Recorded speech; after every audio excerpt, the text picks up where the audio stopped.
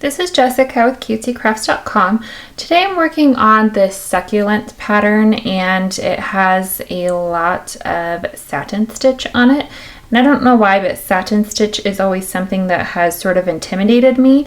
So I've learned to perfect it and learned some little tricks that I thought that I would teach you. When you start this, you want to start with a leaf that is whole. So this leaf here, it runs into this leaf right here, so it's not whole.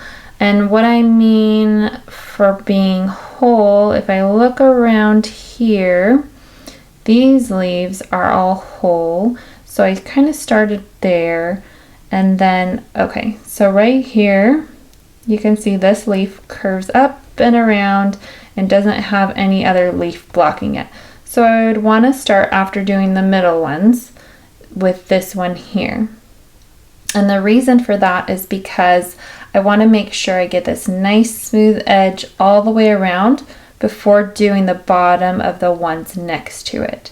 So after I do that one, then I'd probably skip over to this one here because this one's also whole. And then I could do this one here because I've already done this one. And then once I do that one, I could skip over to here and so on. So hopefully that makes some kind of sense. So to start out, I've got my needle threaded with 3 strands of embroidery floss and just a simple knot tied at the end. And I'm going to start with this leaf here because it's a nice big leaf and there's no other leaf that's covering it. So when I start, I like to start in the middle, in the top point. So if I was doing the leaves over here, I would be starting at the middle at this point here. So I bring my needle up through the back.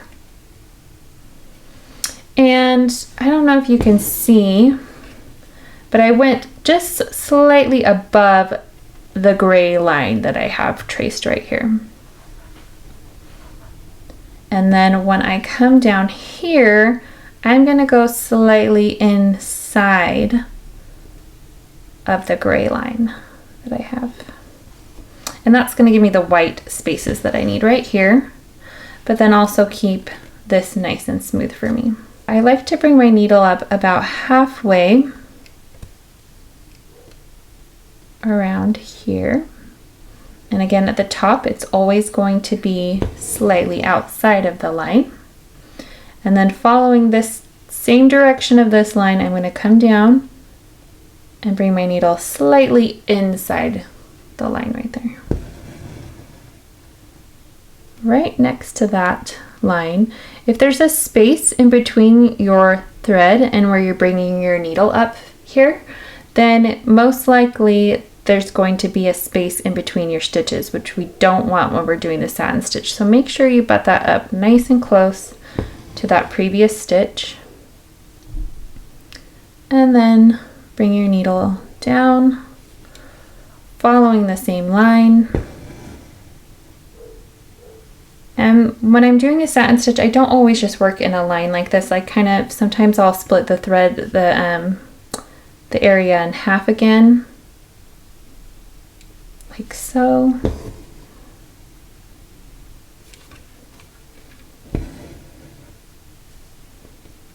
And then go in and fill that part in.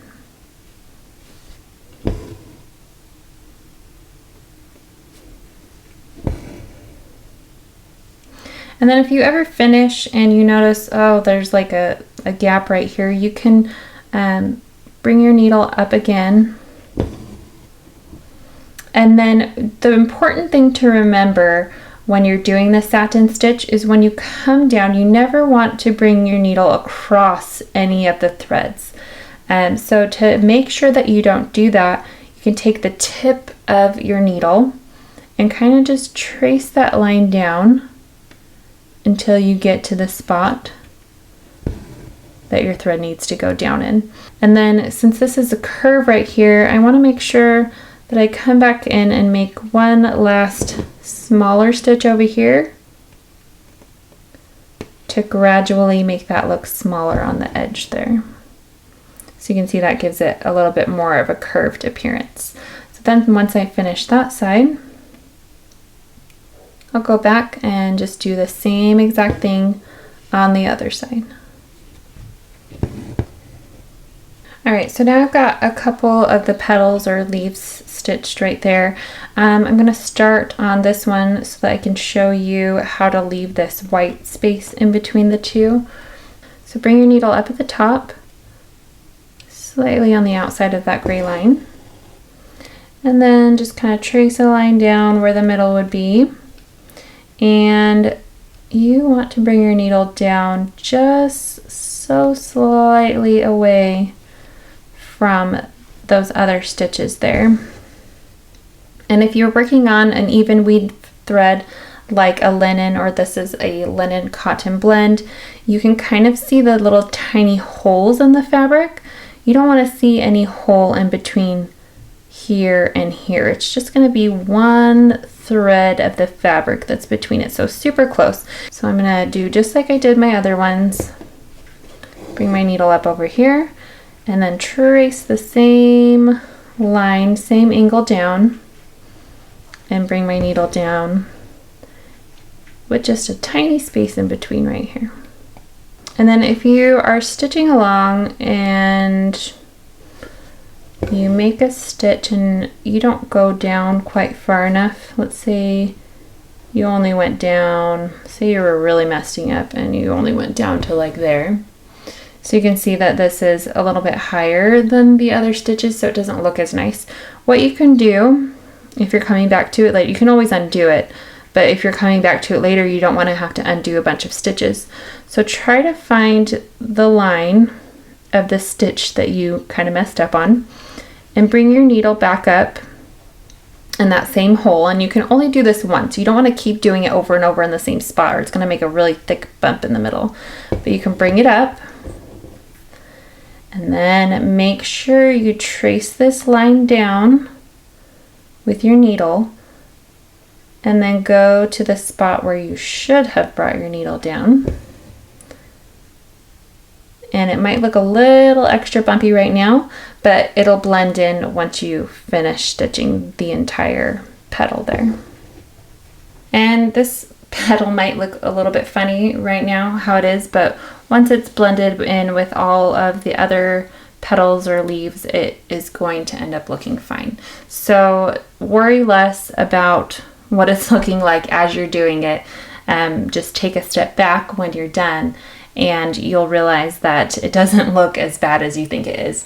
And I think that that is the key for doing a satin stitch, is to take a step back when you're done, look at it then, don't try to judge your work as you're doing it. I hope that this was a helpful tutorial and will give you confidence in doing the satin stitch. And you can download this pattern on my blog, cutesycrafts.com. Go there for more embroidery tips and fun craft ideas.